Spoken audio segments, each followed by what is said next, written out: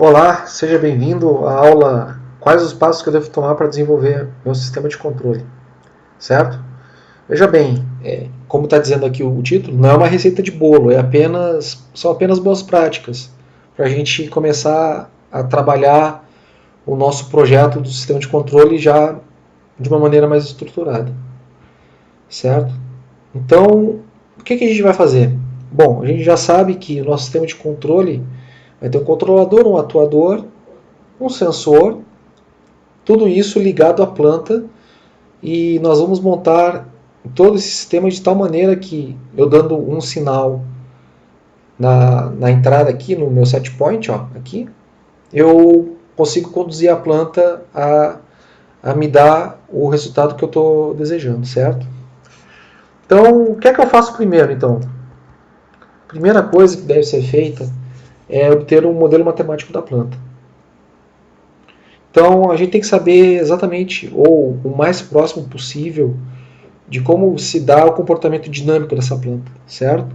Então, muitas vezes, tem plantas já bem conhecidas que a gente já consegue, através de equações matemáticas, usando o transformador de Laplace, por exemplo, saber como se dá o comportamento do sistema com um bom grau de precisão dessa planta.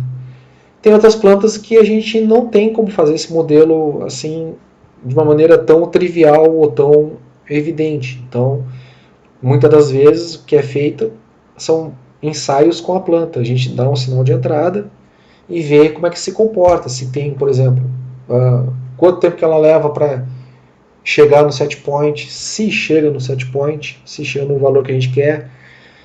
Se uma vez que a gente tenha dado o sinal de entrada, se tem algum tempo que ela não reage de jeito nenhum, que é o famoso tempo morto, entre outras coisas, tá?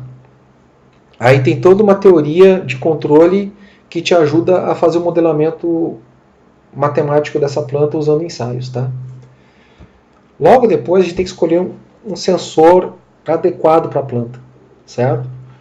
Por exemplo, assim como a gente vai usar um sistema de um sensor de temperatura para o chuveiro, vamos botar assim, a gente não vai usar um sensor de um forno industrial para trabalhar no chuveiro, tá?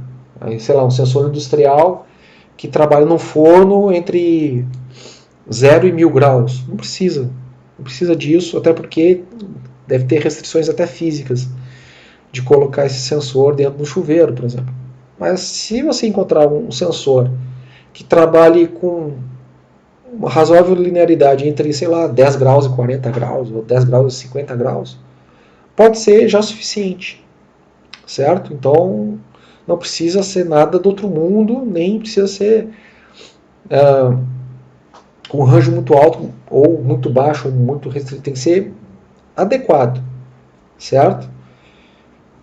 E com isso em mente, a gente vai projetar o controlador, certo? Então, a gente já procura escolher um sensor adequado para que ele leve o sinal adequado para o controlador, como por exemplo, se for um Arduino, por exemplo, um PLC, tem que levar um sinal elétrico nos níveis de tensão ou corrente, seja lá o que for, que aceitas pelas portas de entrada desse controlador, certo? E aí sim, uma vez nesse estágio, aí vai se preocupar com ganhos proporcionais, integrais e derivativos e outros detalhes, tá? Então, isso aqui é só um direcionador para você começar a desenvolver o seu sistema de controle, tá? E a gente não, como o Sun Tzu já diz, né, a gente não consegue dominar o inimigo se a gente não conhecê-lo. Então, a primeira coisa é obter o modelo matemático da planta, conhecer a planta, para depois definir um bom sensor e aí sim ir para o controlador. Ok? Então, por este vídeo era isso e a gente se vê no próximo, tá ok? Fica aqui meu abraço e até mais.